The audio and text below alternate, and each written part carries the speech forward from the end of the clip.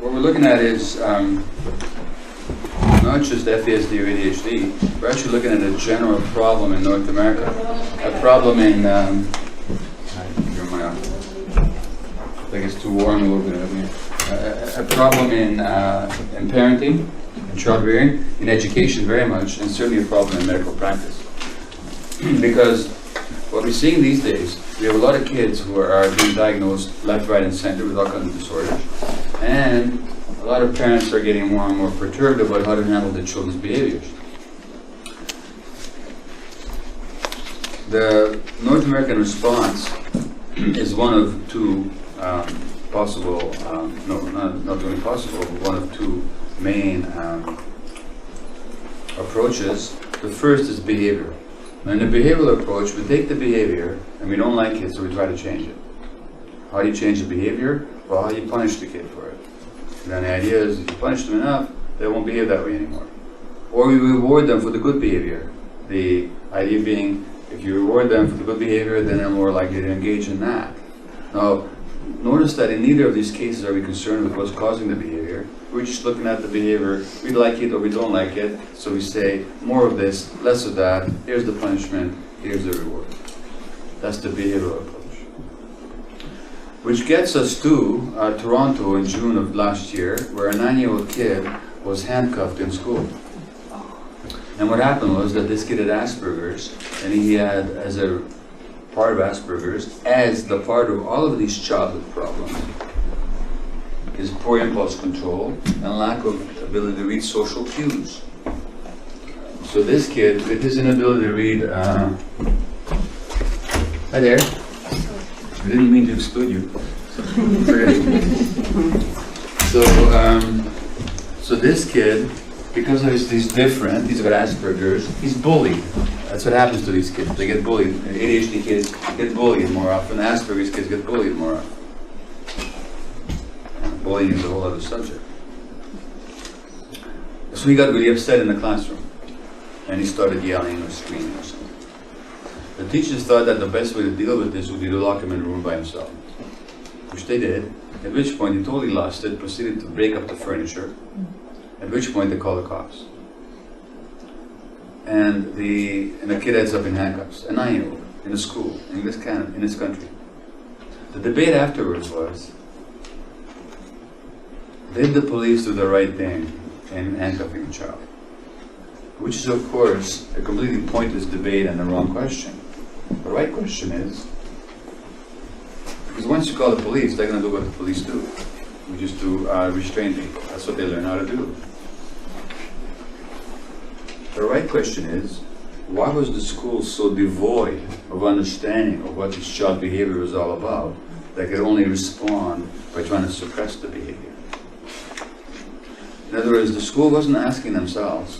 They had no understanding of what actually is going on in the brain of this child, poor impulse control, or what's upsetting him, and how to deal with an upset child. It's all about behavior control. So that's one approach. So, and it shows up very early in the parenting literature. If a 2-year-old doesn't behave, or a 3-year-old, what do? You banish him, time out. It's a pure behavior thing. You don't care what the kid is experiencing, feeling. You just want to control the behavior. I'll come back to timeouts later on. But the essence of it is separation. And we do that a lot with kids. Separation as a way of controlling behavior. Now the other approach, when the behavioral techniques fail, is to medicalize childhood conditions. So we have this whole panoply of childhood diagnoses. Of course, FASD, ADHD, Asperger's, Tourette's, conduct disorders, oppositional defiant disorder, pervasive developmental disorder, and so on. And being that we see them as medical problems, we also have a medical response to them, which is to medicate kids. So, thank you. So right now, in North America, we have a situation where there are 3 million of kids receiving stimulant medications in the United States. tens of thousands in Canada. As I mentioned last night, the number of prescriptions for stimulant medications has gone up 43% in this country in the last 5 years. 5 times in the previous 15 years. 1 in 10 of American children is now said to meet the diagnostic criteria for attention deficit hyperactivity disorder. And we have 500,000 kids in the United States, many tens of thousands of Canada, including hundreds or thousands perhaps in this province, who are receiving heavy-duty antipsychotic medications, such as we give to adult schizophrenics. And these kids are not getting it because they're psychotic, they're getting it as means of behavior control. The side effects can be horrendous: weight gain, risk of diabetes, heart disease, acne, all kinds of stuff, personality changes, to the point where BC Children's Hospital has had to establish a clinic to deal with the side effects of these medications. Now the reality is that these antipsychotics have never been studied in children. We haven't got a clue what the long-term consequences will be on their brain development if they're given antipsychotics. I'm not talking about the stimulants for ADHD, I'm talking about the antipsychotics for behavior control. We don't have a clue what the long-term consequences will be. What we do know about the ADHD medications is that they don't seem to have negative consequences in the long term, but they also don't do any good in the long term. They help in short term, in behavior control and in focus, suppressing hyperactivity, but they do nothing for the child in the long term. But if it's a medical problem, we deal with it by means of a medical solution. The assumption, of course, is that we don't know what causes these behaviors, or if it's a medical problem, it's probably genetic. And most clinicians that deal with ADHD are still assuming that it's a genetic condition that you inherit. So for example, I've been diagnosed with ADHD, which I have. As have a couple of my kids. There's the proof it's got to be genetic. You passed it on genetically.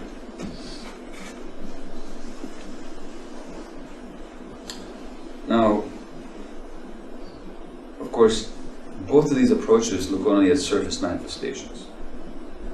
The behaviors are not diseases, they're manifestations of an underlying problem. When you diagnose a kid with ADHD or Asperger's or Tourette's, you haven't explained anything. You've described something. You've described a set of behaviors or personality patterns that you can fit into a category. But it's not an explanation. You haven't said a thing as to why the kid's got the condition. You just described it. Now that may be helpful, so that you have a general approach to the child, you can describe the child and understand the pattern of his behaviors as, belonging together into a spectrum or into some kind of a syndrome, but you have not explained it. And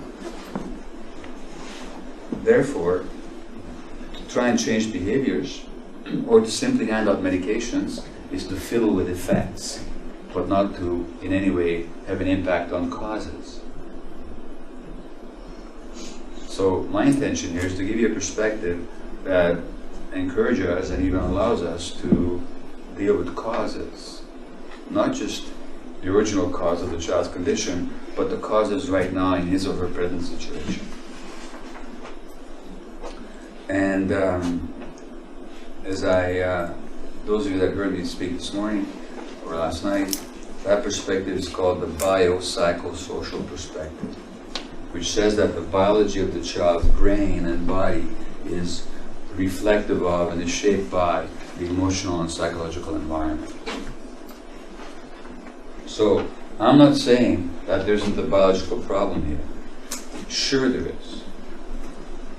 If you do a study, for example, in Alberta, they looked at electroencephalograms, EEGs, which is a printout of the electrical activity of the child's brain, of adolescent males with ADHD. And they found that at rest, in a normal state, you compare the EEGs to kids without ADHD, there's no difference. But then when you give these kids a math problem, in the non-ADHD group, the frontal lobe of the brain, the front part here, shows increased fast wave activity. In other words, the brain is starting to do more work to solve the math problem in the brain of the ADHD child. you have diminished activity. So instead of speeding up, the brain actually slows down. That's a biological effect. But the question is, what's causing it? Just because it's biological doesn't make it genetic. So it's not an issue, is it biological or not? The issue is what creates and influences the biology. And what I'm saying to you is that what creates and influences the biology is actually the environment. Now, let me go back to my own personal history a bit. So I was diagnosed with ADHD when I was 52 years old, and I was the medical coordinator of the palliative care unit at Vancouver Hospital. And I was a busy and accomplished family physician, and I was writing a weekly medical column for the Globe and Mail. And the social worker on the unit, Betsy Jo Spicer, said, I want to have coffee with you. I said, okay, let's have coffee. So we had coffee, and 3 minutes of the conversation, I got why it was with me that she wanted to have coffee. It was because she recognized me as part of her tribe. In other words, everything she said about herself, I recognized in myself. So I'll read you something about that from my book on ADHD, Scattered Minds. To dip my toe in was to know that unawares I had been immersed in it all my life, up to my neck. This realization may be called the stage of ADD epiphany, the Annunciation, characterized by insight, elation, enthusiasm, and hope. It seemed to me that I had found the passage to those dark recesses of my mind from which chaos issues without warning, hurling thoughts, plans, emotions, and intentions in all directions. I felt I had discovered what it was that had always kept me from attaining psychological integrity, wholeness, reconciliation, and joining together of the disharmonious fragments of my mind. ADD seemed to explain many of my behavior patterns, thought processes, childish emotional reactions, my workaholism and other addictive tendencies, the sudden eruptions of bad temper and complete irrationality. You're wondering, who, you? No. The conflicts in my marriage and my Jekyll and Hyde ways of relating to my children. So, what I'm going to tell you here is about impulse control. Now, one of the traits, ADHD's got 3 major traits, by the way, which are also salient traits of FASD, as you'll notice. For impulse control being one of them. And impulse control means just what it sounds like. Impulses are not thoughts that we consciously necessarily even aware of, or at least sometimes not till too late. Impulses are urges to behave, to do something, that arise from the lower brain centers. So the example I might give is, let's say you're sitting there, Martin, with 3 really good-looking cookies, and I might have the impulse to grab one of them and shove it in my mouth. That's fine, nothing wrong with that impulse. But something up here in the gray matter of my brain, the cortex, is meant to say, not yours, his. You're a lecturer right now. You're supposed to be speaking, not eating cookies. And if you do that, you might never get invited back to Smithers. Okay? That's basically impulse regulation. Now, those are not conscious thoughts. There's just a circuit with all that information that says, Now, in kids with ADHD, FASD, Tourette's, Asperger's, autism, conduct disorders, etc., there's poor impulse control. And, by the way, in what adults do you also have poor impulse control? Saliently. I mean, in many adults you do. But what adults specifically? Well, addicts, of course. You know, so that they'll do the thing that they know is not good for them because there's no impulse regulation. If you do brain scans on drug addicts, the commonest finding is that the part of the brain that's meant to regulate impulses just doesn't function. Which is why these childhood conditions of poor self-regulation and impulse control are such risk factors for addiction later on. ADHD is a significant risk factor for addiction in an adult. For that reason and for other reasons as well. So is FASD, of course. Now, poor impulse control. That's one of the traits of ADHD. So let me tell you what I did. And I have to preface this by telling you that as a physician, I was never one to be too quick with the prescription pad. I was always much more interested in, thinking or talking a problem through and dealing with it rather than quickly reaching for the pharmacological response. Except when it came to myself. With an impatience and lack of judgment characteristic of ADD, I had already begun to self-medicate even before the formal diagnosis. A sense of urgency typifies attention deficit disorder, a desperation to have immediately whatever it is that one may desire at the moment, be it an object, an activity, or a relationship. And there was something else here too, well expressed by a woman who some months later came for help. It would be nice to get a break from myself, at least for a little while, she said, a sentiment I fully understood. One longs to escape the fatiguing, ever-spinning, ever-churning mind. I took Ritalin in a higher than recommended initial dose on the very day I first heard about attention deficit disorder. To the doctor, you can do this. I went to my friend Bev with palliative care. Bev, I think I got ADD, can you give me some Ritalin? Oh sure, how much do you want? Professional secret. Within minutes I felt euphoric and present, experienced myself as full of insight and love. My wife thought I was acting weird. You look stoned, was her immediate comment. Now within a few days, so what I'm demonstrating here is the lack of impulse control. Within a few days, I was very focused. I became very depressed on the Ritalin. That's one of the side effects. Not for everybody, but for me, that's one of the side effects. So I got off that, went to see a psychiatrist, was diagnosed. And I was given another stimulant, which helped me. In some ways, and in other ways it created some problems. Now, the other two traits of ADD are, besides poor impulse control, are hyperactivity.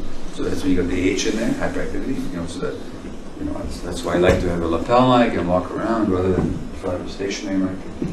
And so doodling and fidgeting and restlessness, difficulty sitting still, that's all a trait of ADHD. And then the third characteristic is poor attention skills, difficulty focusing, staying on task when you're not interested in something.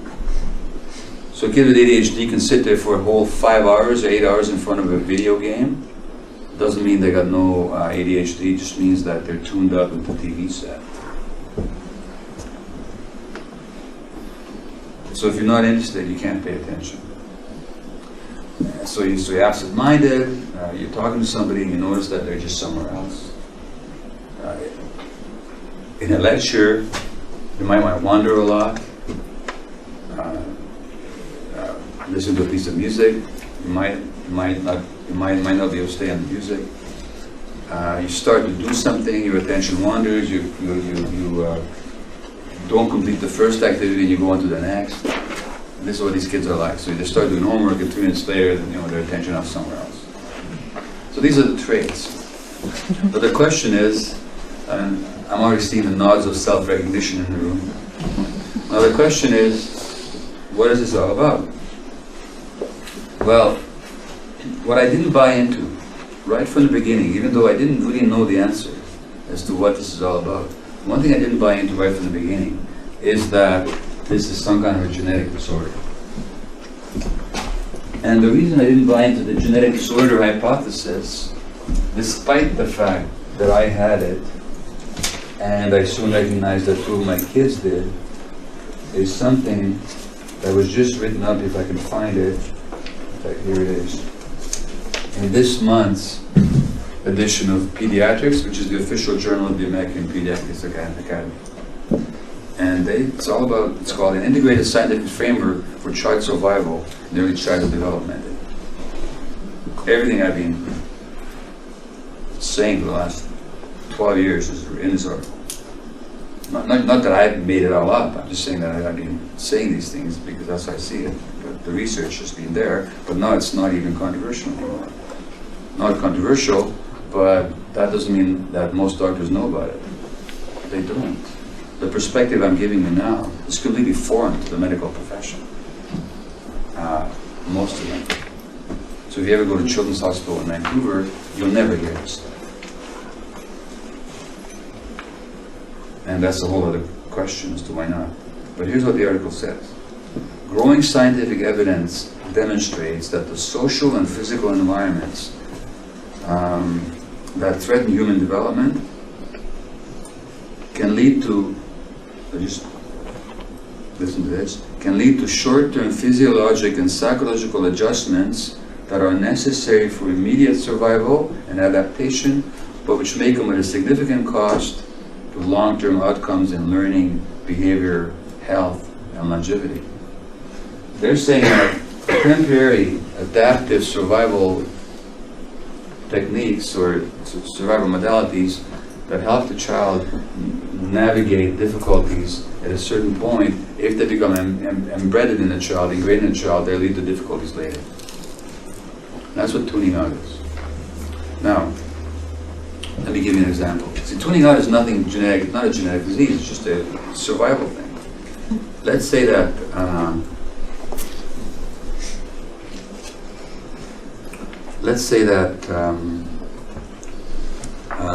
you were sitting here with a bad bellyache and all kinds of anxiety about your mortgage. Okay? Those are two stressful things. But let's say you got a text message saying that somebody you love and care about is in the emergency ward with severe injury. What would happen to your concern about mortgage or your bellyache? You totally tune them out in order to adapt to the needs of the situation. Is that a good thing or a bad thing? It's a good thing in the short term. But what happens if you tune out in the long term? Now you don't pay attention to what matters, and you get disconnected from your body. Is that a good thing or a bad thing? So the question is, how does a temporary state that serves a survival function becomes a long-term trait? Okay? So tuning out is actually just a self-defense under certain situations. The question is, why does it get programmed into the brain? Under what conditions? Now, again, I'm not saying the thing is not biological. Obviously, the kid is hyperactive and can't focus, or an adult for that matter, and they take a Ritalin tablet or a Dexedrine or Concerta or Adderall or whatever they take, and now they can focus and can calm down. That means that something biologically has happened in the brain. So we're talking about a biological effect. The real question is, what creates the biology? Again, the conventional explanation is simply passed on genetically. But you see, that's a problem. It's an intellectual problem, because if it's genetic, if all these conditions are significantly genetic, then why are they increasing? Genes don't change in a population over 10 years, 15 years, 500 years, 1,000 years. So for something to be genetic, you need a much longer time for it to show up. When things are increasing to such a degree, we know we're not talking about heritable problems. We've got to be talking about something in the environment. So that alone should tell us. Now, what I truly didn't know, because nobody in medical school has talked about those things when I went to school 32 years ago or 35 years ago, and nobody talks about them now, is that the human brain develops actually an interaction with the environment. That's not controversial. That's just state-of-the-art brain science. The human brain actually develops an interaction with the environment. So which circuits develop and which do not has to do with the input from the environment. So for example, if you have a child with perfectly good eyes and good genes at birth, and you put him in a dark room for 5 years so he never sees light, he'll be blind thereafter for the rest of his life. Because for the development of the 30 or so circuits that make up the visual apparatus, you need the input of light waves. If there's no light there, even the few circuits that are present at birth will atrophy and die, and new ones will not develop, and that child is blind for the rest of his life. This is a critical period for the development of the visual circuits, which require the input of light. Now, it's not any different for the circuits of impulse regulation, emotional self-regulation. Emotional self-regulation simply means that it's like the thermostat in this room. If it's too cold, the heat will come on. If it's too warm, the air conditioner will come on to keep an even temperature. Because human beings can only function within a certain range of comfortable temperature. Or any creature can only can. Well, emotionally, it's the same thing. We can't function at the extremes of upset and rage or elation. When somebody is at those extremes, we call them bipolar. You can't function at those extremes of elation or depression. So there has to be some internal thermostat that brings us back to emotional balance. And that's the function of certain circuits in the brain. Now these kids lack it. So one of the other things that these kids lack, FASD kids, ADHD kids, all these other kids, they lack the capacity to regulate themselves emotionally. And a lot of us as adults do as well. Now, the regulation of the body so that we're not hyperactive, so we can sit still, that's a developmental thing. It has to develop or it doesn't develop. The ability to pay attention. Infants have no capacity to focus. It has to develop. The infant's eyes are. So their capacity to focus is a developmental task, a developmental achievement. Now, as I said, just as the stimulation of light waves is required for the development of the visual circuits, in the same way, the stimulation from the environment is required for the development of all these other circuits that are impaired in all these conditions that we're talking about, from FASD to ADHD to everything else that I mentioned. And that's because most of human brain development occurs after birth. So if you compare this to a horse can run on the first day of life. Human beings can't muster that much coordination, balance, visual acuity until a year and a half, 2 years.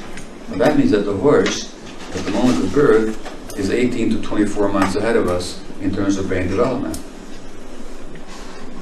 Now, why is that, by the way? Like, why are we so behind the horse?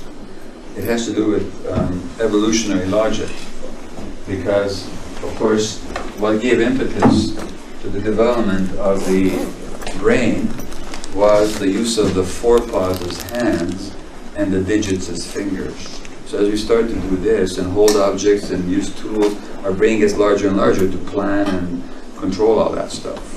So our brains are getting larger in the front part of the head here. And at the same time, to make full use of our capacity to use the hand, we begin walking on two legs. Now to walk on two legs, the pelvis has to get narrower, because you can't walk on two legs with the pelvis of a horse. So we get a narrower pelvis, a larger head. What's the punchline? The punchline is, if you're given birth, is that you gotta be born at 9 months, because if you waited till 11 months, you wouldn't be, because the head would be too big. Already at 9 months, the human head is the largest part of the body, and it's the one most likely to get stuck in the birth canal. It barely makes it out, If it was much larger, we wouldn't be born. So we have to be born prematurely. That means our brain development has to occur on the outside, where we no longer necessarily have the relative safety of the womb. Now I say relative safety because already what happens in uterus to pregnant women has an impact on the developing child. So that stress on mothers during pregnancy will lead to behavioral problems in the child at age 3 or 4. That's been shown in recent studies. Women who were abused in pregnancy, in a British study, they had higher levels of the stress hormone cortisol in their placenta at birth, and their children were more likely to have ADHD at age 7 or 8. Now there's the stress on the pregnant woman already, and I could quote you lots of studies. There's a whole new science about this now, and societies and publications are dedicated to nothing but study the impact of pregnancy and stress on pregnancy on the developing child. And I'm talking about still in the relative safety of the uterus. Now what happens on the outside? What happens on the outside is that the brain is shaped by the interactions with the parent caregivers. And I read you a quote from Dr. Daniel Siegel, who's one of the leading researchers in this field, a psychiatrist at UCLA. And he says, For the infant and young child, attachment relationships are the major environmental factors that shape the development of the brain during its period of maximal growth. Attachment establishes an interpersonal relationship that helps the immature brain use the mature functions of the parent's brain to organize its own processes. So for the child to develop self-regulation, they have to connect with a parent who's also self-regulated. But what happens when the parent is depressed, or stressed, or alcoholic, or otherwise not functioning in a self-regulated fashion? The child's brain doesn't get the input for self-regulation. Because the necessary condition for the development of these key brain circuits, just as for vision you need the presence of light waves, for these crucial circuits you need the presence of non-stressed, non-depressed, emotionally available, consistently available, attuned parenting caregivers. Non-stressed, non-depressed, emotionally available, consistently available, attuned parenting caregivers. Absent that, the child's brain circuits don't develop the way they should. At the University of Washington in Seattle, they've done EEGs, electroencephalograms, on the infants of mothers who had postpartum depression. Now, EEGs are the electrical printout of the activity of the brain, as I just told you. And they compared the EEGs of these 6-month-olds whose mothers were depressed with infants whose mothers were not depressed. And you know what? You could tell from the EEG of the child whose mother was depressed and who wasn't. In other words, the electrical activity of the child's brain reflected the moods of the parent. Reflected the moods of the parent. Now, I'll have to pause here for a moment and ask, are we blaming mothers? Or we're not? Does any woman get depressed on purpose? Does any woman choose to be depressed to screw up her child? No. Depression is what happens to people under certain conditions.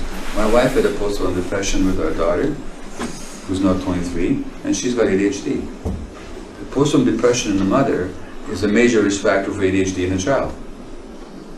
If you do, if the mom is depressed in the child's first year of life, that child will have abnormal stress hormone levels in the third year of life. In other words, the mother's depression in the first year affects the brain functioning much later on. Why did my wife have a postpartum depression? It's very simple. Because she was married to an ADHD workaholic physician with full self-regulation. Very stressful. And no emotional support. I was too busy out there being an important doctor in the world to be present for my own family.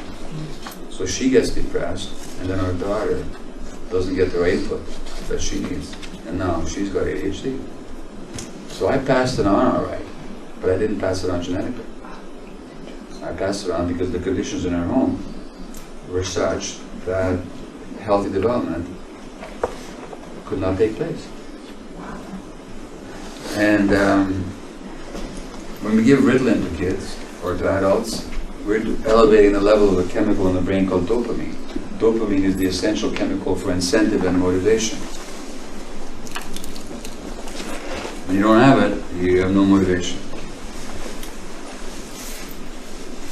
You can measure the brain dopamine levels of infant monkeys, and they're normal. And then you separate them from their mothers, and within 4 or 5 days, their dopamine levels are diminished. So the presence of the mother is required to maintain the chemistry of the child's brain. Now, the mother, or the mothering figure, whether it's the grandfather or whoever's taking care of the child, can be absent in 2 ways. You can be absent physically, or you can be absent emotionally. And the psychologist Alan Shore calls that proximal separation. Proximal separation is when the parent is physically there but emotionally absent. So I could give myself as an example of that. I was quite capable of reading my children a story and have my mind somewhere else at the same time. So I'd be reading the story, but if they asked me a question, I couldn't answer it because my mind wasn't on the story. Now, what do you suppose the child makes of that? How does the child interpret that? What's that? They don't want to be there. They don't want to be there. I'm not available to them. They're not worthwhile. So the only way the child can improve it. That's what's called proximal separation. And proximal separation, given the stresses on parents these days, is a major problem in parenting. And because the recent study showed, when parents are stressed, they can't be attuned, connected with their kids emotionally. And the child experience that is absent. It's very confusing for the kids, by the way. Because when you try and ask them, well, my parents were always there. But nobody remembers their parents' emotional absence, because you can't remember what didn't happen. Two things, as the British psychiatrist D.W. Winnicott said, there's two things that can go wrong in childhood. Two things that can go amiss. One, if things happen that shouldn't happen, and that's the abuse and the neglect and the sexual exploitation or whatever. That's what happened that shouldn't have happened. But the other thing that can go wrong is when things don't happen that should happen. It's easy to study the factors that shouldn't have happened but did. So you can ask people, was there addiction in your family? Were your parents jailed? Did your father beat your mother? Were you abused? Those are the things that shouldn't have happened. It's harder to study, but just as important, when things didn't happen that should have.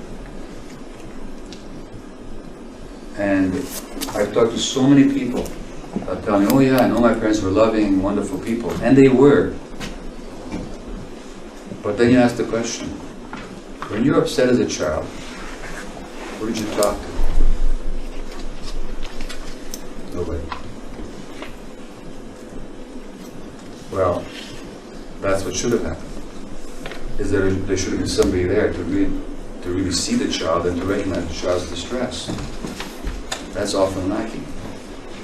Not because the parents don't love the child or don't do their best, because they're too distracted, too stressed, or they're dealing with their own unresolved issues, or not dealing with them.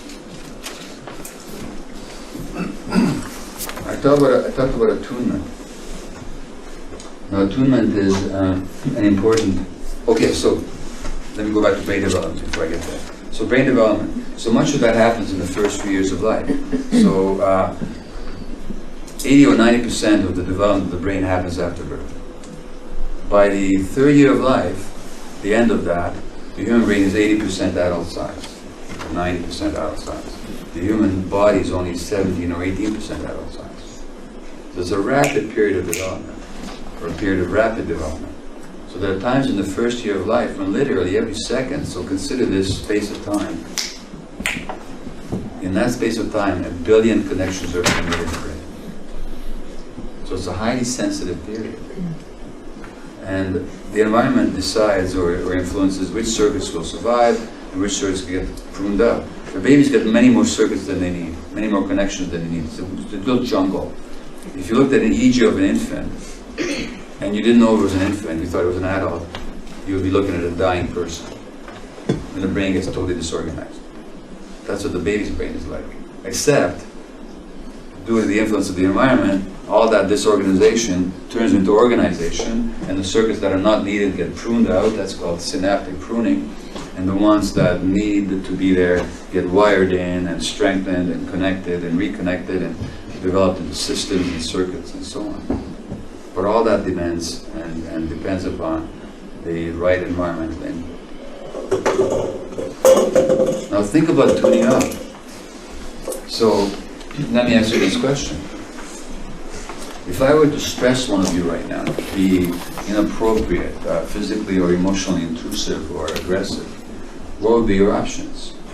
Well, the options would be any one of three healthy options. You could simply stand up and say, don't do that. You can just stand up and fight back and assert yourself, right? Could you not? The other thing you can do is just walk out to the door and say, listen, I didn't come here to be abused. I quit this workshop. Just walk out. Your third option would be, if you couldn't do the first two, is that given that there's 50 or so people here in the room with you, you could ask for help. Or what now, if you couldn't escape, fight back, or ask for help? Then how would your brain handle it? But one of the ways your brain would handle it would be to tune it out, so that to protect yourself from the pain of it. So the tuning out, again, is a survival technique. Well, what happens if you're an infant and your parents are stressed, which means that you're stressed? because you're picking up on your parents' stresses. So that your parents are stressed and you're stressed, can you fight back, escape, or ask for help? You can't. What do? You tune out. You tune out when your brain is developing. You tune out when every second and brilliant connections are being made. And then the tuning out is wired into your brain. It becomes the default setting of your brain. 7 years later, you're diagnosed with ADHD. Genetic disease. The heck it is. Furthermore, your dopamine circuits, those motivational circuits, didn't develop either. So now you need a dopamine medication like Ritalin or Dextramine to help you focus and to get things done. Simply because the early environment was so stressed.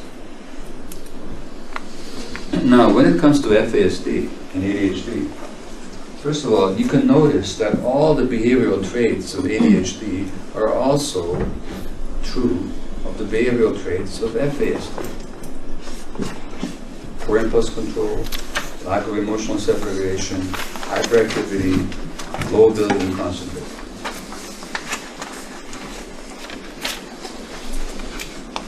Now, alcohol, of course, and this is an expansion of what I said last night. Alcohol, of course, is a toxin. It affects the brain, as you've been hearing all day, I'm sure. And when it's present in large quantities, it'll have drastic effects on the physiology of the child. Heart abnormalities, facial abnormalities, brain abnormalities that you can see on brain scans, and so on. But in a lot of kids affected by the spectrum, you don't see these traits at all. You just see the behaviors and the emotional dysfunction. I think it's a mistake to assume that it's all because of the alcohol. Because, everything I've said about the parents of the child with ADHD is also true of the parents of the child with FASD. Now, any woman who drinks is by definition a stressed woman. That's why she drinks. The alcohol is it's her attempt to soothe her emotional pain that usually goes back to her own trauma as a child, which she's been carrying all her life.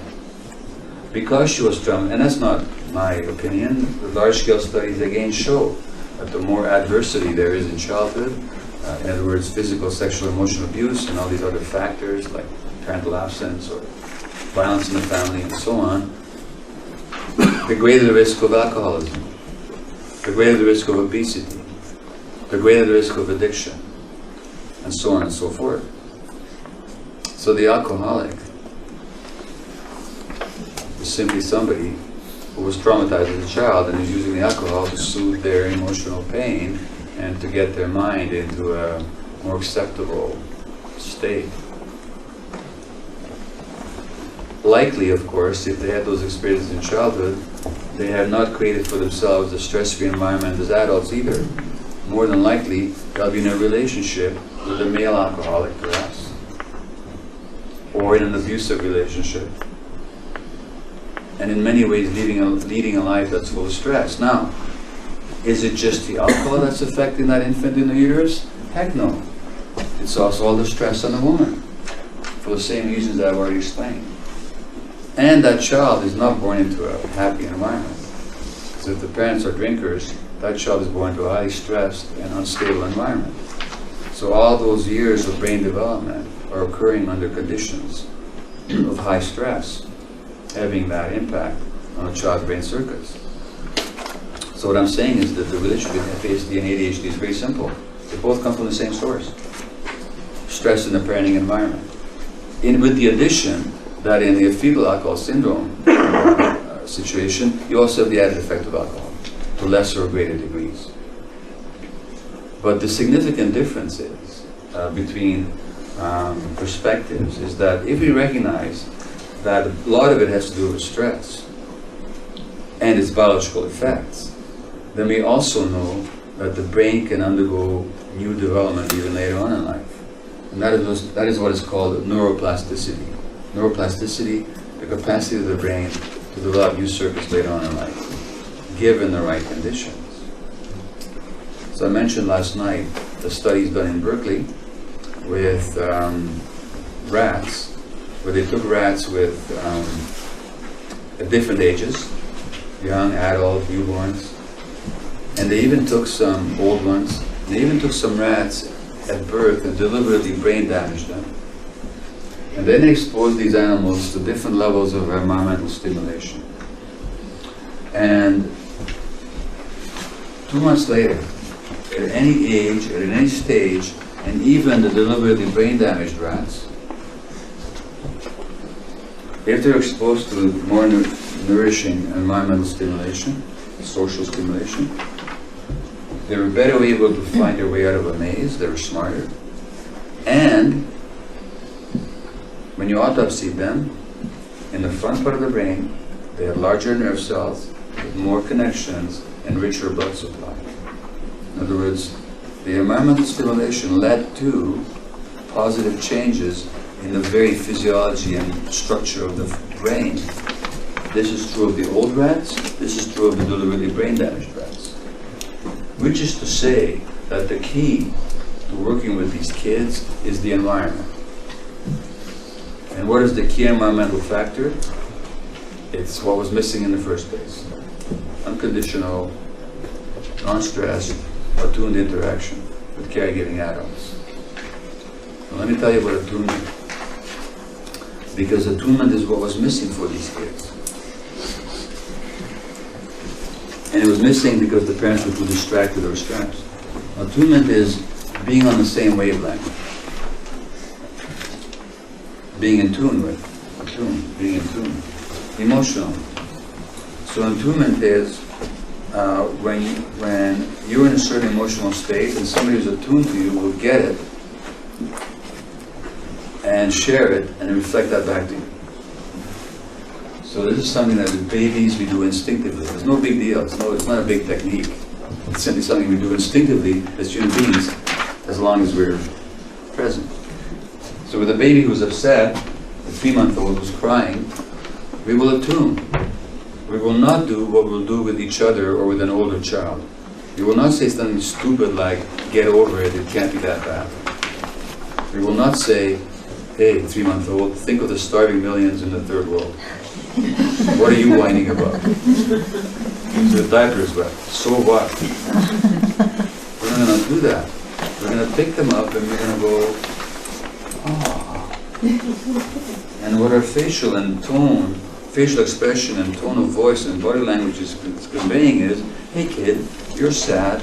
I get that you're sad, and I'm sad that you're sad. And then the kid can, hey.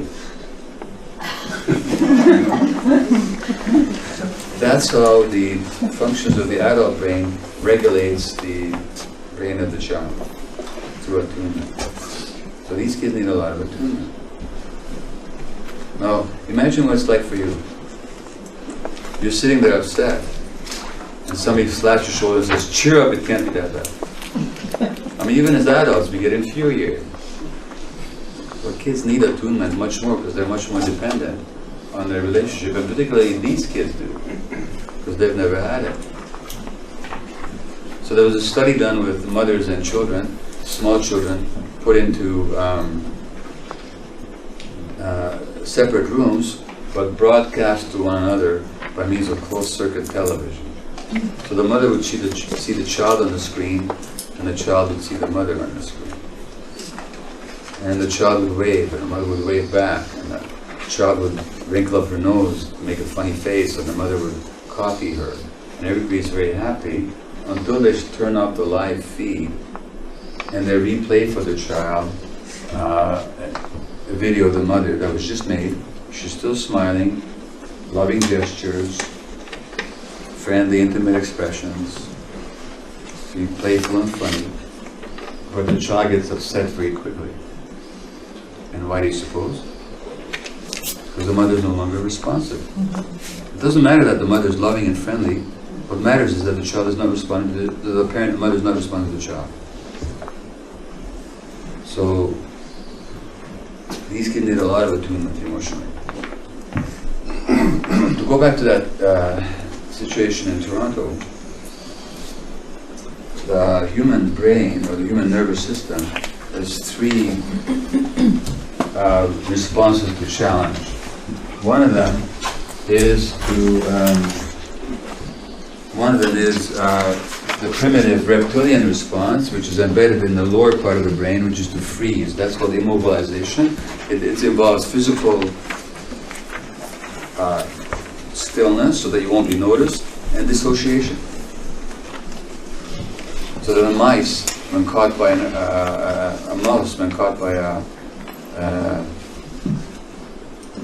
cat, will actually dissociate. Sure, I didn't open the door so people could leave my lecture. So, a mouse, when caught by a cat, will actually dissociate, and then it's not so bad to be eaten. That's called immobilization. That's the primitive reptilian response, but it's in our brains.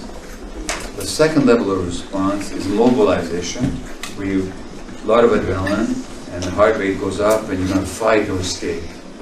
That's the sympathetic nervous system, mammalian flight or fight response.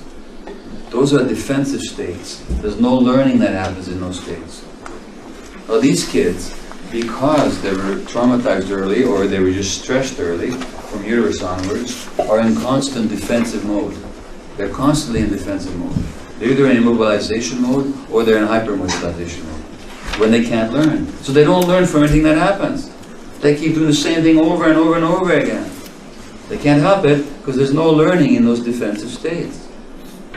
Learning only happens in a state called social engagement. Social engagement involves different nerves, different facial muscles, different neck muscles. That's when you look at somebody, you look them in the eye, and you listen to their voice, and you interact. In that social engagement mode, learning can take place. But these kids have to be got to that state. So for that, they need a lot of safety. Here in the temporal lobe, on each side of the brain, we have sensors. Just like the thermostat. Basically, these sensors read the safety of the situation. We're constantly assessing safety. We're all doing this all the time. We're assessing safety. When we're not safe, we respond in different ways. The problem, of course, is that when the early environment was difficult, stressful, or traumatic, our proper ability to assess safety may not develop well. So sometimes we'll put ourselves into situations that are not safe and think that they are. And that's why women traumatized often go into very unsafe relationships. And sometimes we don't see safety when it's there. So we're not able to relax even when we're safe. So a lot of extra input has to happen to make these kids feel safe. And that's why that attunement is so important. Without that attunement, their brain never relaxes. It's always in defensive mode. When it's in defensive mode, it can't learn. So no adaptation happens, no development happens. And that's why the essential condition for development is unconditional loving acceptance, attunement, support, and the presence of the adults.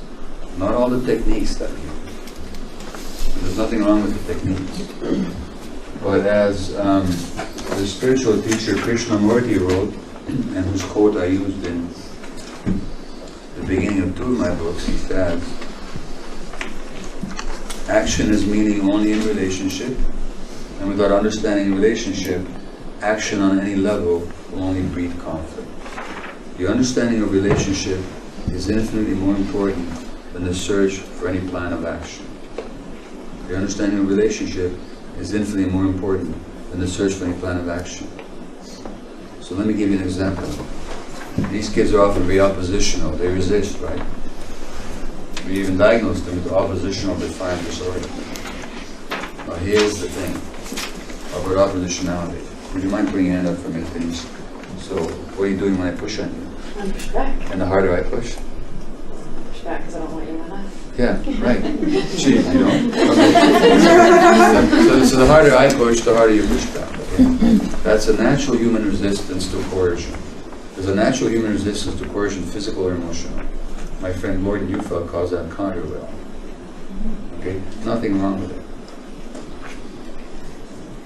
Now, when we say that a kid is oppositional, Were you saying something about that? But in this interaction between Denise and I, she wasn't alone in it. I was there too. I was pushing on her. That's why she pushed back. Why would I diagnose her with being oppositional instead of looking at the relationship? In other words, oppositionality is not a trait of the child. It's a function of the relationship.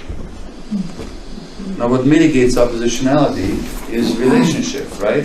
If you and I were in a different relationship, you might want me in your lap. You know, there's some people that you do want in your life, you know, and many others that you don't. So what mitigates oppositionality is relationship. If I mistake your oppositionality for some innate trait of yours, and I try to change it behaviorally by pushing harder on you, you're just going to push harder back. If I want you not to be oppositional, I have to build a relationship with you. That's the key with these kids. When we just try and focus on the behaviors, we do harm. That's what Krishnamurti says. Without understanding relationship, any plan of action will only breed conflict. Now think of the time out situation, the separation. When we say to a 3-year-old, okay, time out, what are we saying? We're saying to the child, you know kid, I know what your biggest need is. Your biggest need is the attachment relationship in which you can feel safe and nurtured with me. And hence, I also happen to know what your biggest fear is, which is the loss of that relationship. And you know what? I'm going to use that against you every time I don't like what you do. Are we increasing the child's sense of safety, or are we decreasing it? We're getting the behavior that we want, because the kids, oh yeah, okay, I'll be good. The 3-year-old can't stand the separation from the parent, unless they're already detached. So, the issue in ADHD, FASD, any of these related childhood conditions is not short-term behavioral goals, but long-term developmental goals. If we understand that we're not talking about a disease here, but we're talking about a problem of development, then the question we'll be asking at every turn is not what will promote good behavior in the second, but what will promote healthy development in the long term. And the things that we do to get the healthy or the desired behavior in the short term very often completely undermine the long-term behavior, developmental goal. And unfortunately, medical schools don't teach this.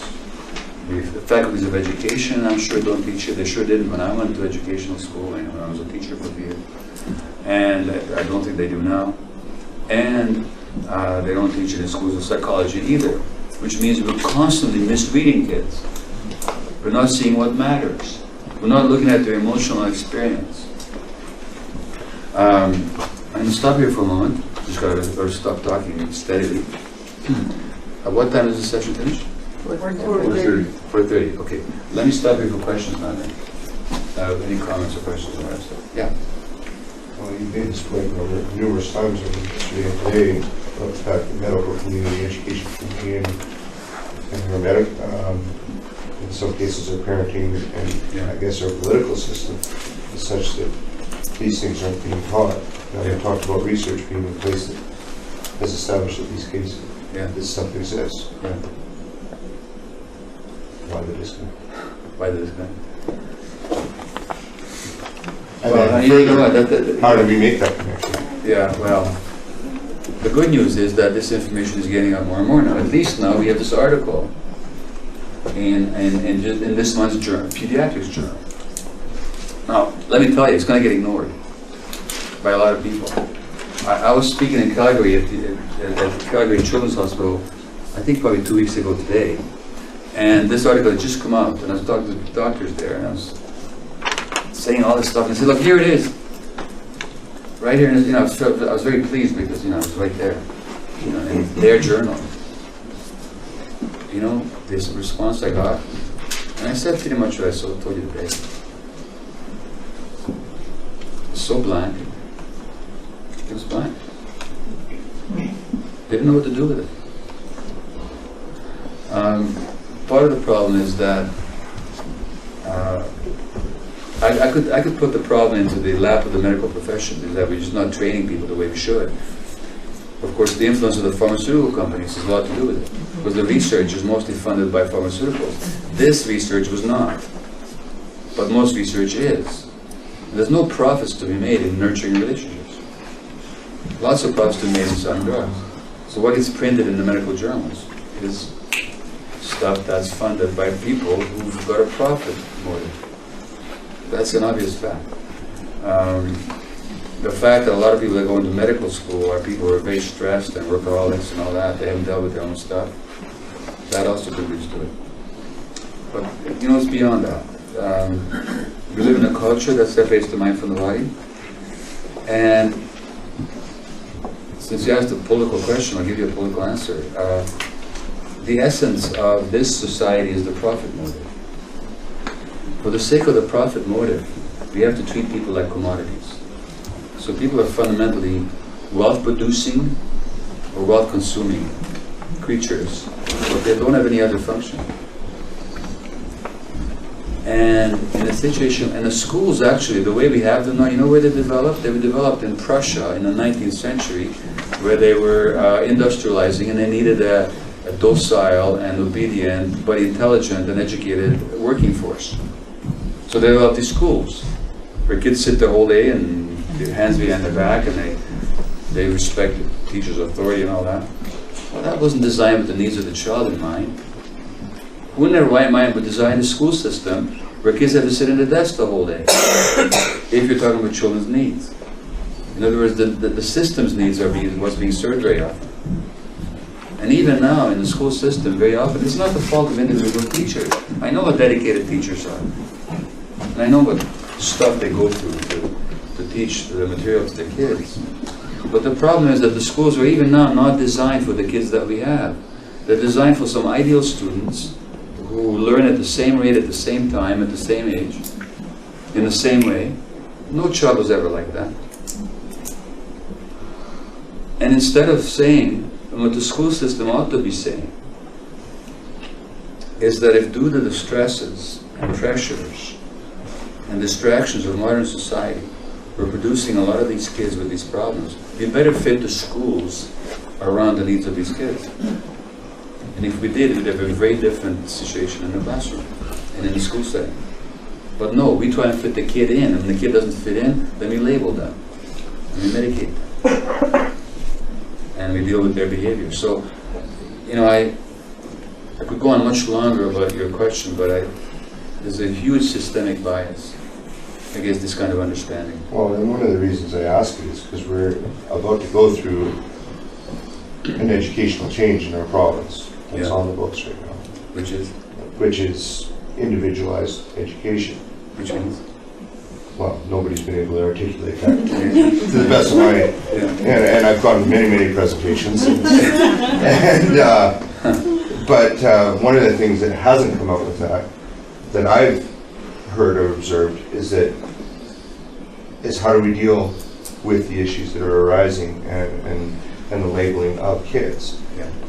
They're talking about individualization so that kids can reach their potential and blah, blah, blah. But again, it's based on that model of the ideal student that's being able to make rational decisions about what they want or need in their education. That's right. And I haven't seen anybody be able to articulate how it's going to help the kids that I work with. Exactly. In fact, it's not. And it's designed, again, as you say, for that ideal student. And, you know, in the States now, but also in Canada, pretty soon, there's going to be more and more pressure for computerized teaching, where kids actually stay at home and they learn their computer. Now, that's fine for the self-motivated child. They can afford the device. Sorry? They can afford the device. They can afford the device, yeah. But what about the children who are not self-regulated? You know, that's going to be... because people need that, they need your voice. Yeah. They need your facial expression, they need your presence, they need your friendly pat on their back, you need that smile on your face to feel that safety where they can open up and learn. They're not going to get that from a computer. I mean, we're going in we're running headlong in the wrong direction. You know, I should be given, I mean, look, it's not that I need more speaking engagements, I have trouble keeping up, but I stress myself out working too much, but because I don't pay attention to my own teachings, I say no sometimes. But really, I should be speaking to the schools a lot more. And I am.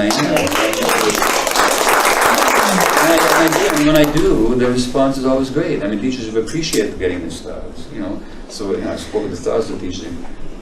It's interesting, like in Alberta, I spoke to thousands of teachers. BC, maybe hundreds. I'm going to school in Surrey this Friday, but on the whole, Gordon and I should be in the schools much more. Because the schools are such important constituencies.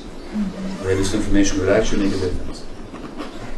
Anyway, other questions? Really? What about the idea that you, like, I mean, I understand working with people in schools and stuff, I think that everybody should really have this information. Yeah. But I think that, I know that lots of people who work in the school system and stuff like that too, a lot of it has to do with policy, Yeah. what's happening. You know, I know people who teach and have ideas and stuff like that, and then Yeah. find themselves in positions where they can't actually do what they want to do because they're being dictated from a whole different level I know. that manipulates how they educate. You know, So, I mean, and all the standardized tests and all that nonsense. Yeah. IEPs. Yeah, I understand what you're saying. Look, I think that the best thing I can say, it's a huge problem which you can't resolve actually. But I advise people to be subversives. Like, you know, As if we're not. well, in other words, you have to find ways as best you can to subvert the system. When I say subvert, I don't mean in a negative way. I mean to do what kids need, regardless of the system, as best you can. You know, and it's the same as my dilemma as a medical doctor, or any physician who goes beyond the narrow confines of what was taught in medical school. You have to kind of go, you know, stay clean and respectable and knowledgeable, but do what you know as best you can. And that can make a difference to the lives of a lot of kids. Okay, any other questions?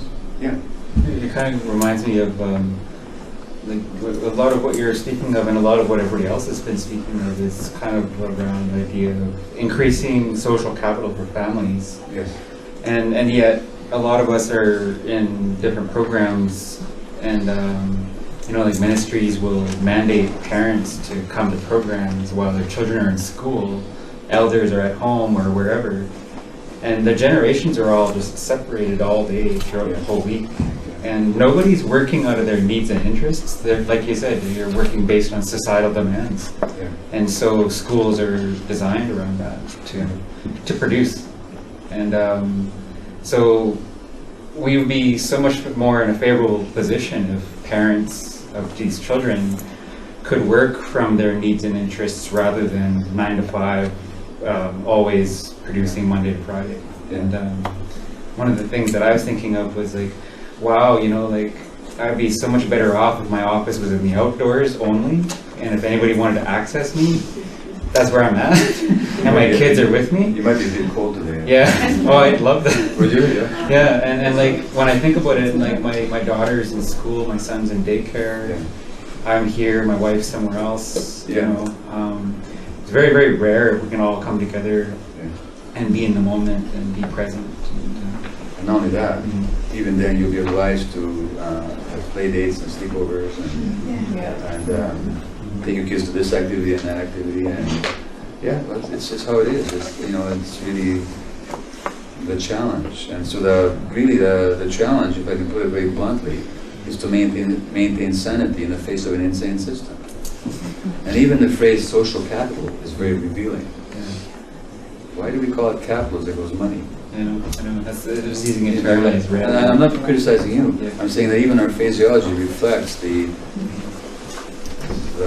economic organization of the It's like all those expectations that you can pile on each different generation Yeah. diminishes how much time they spend with each other.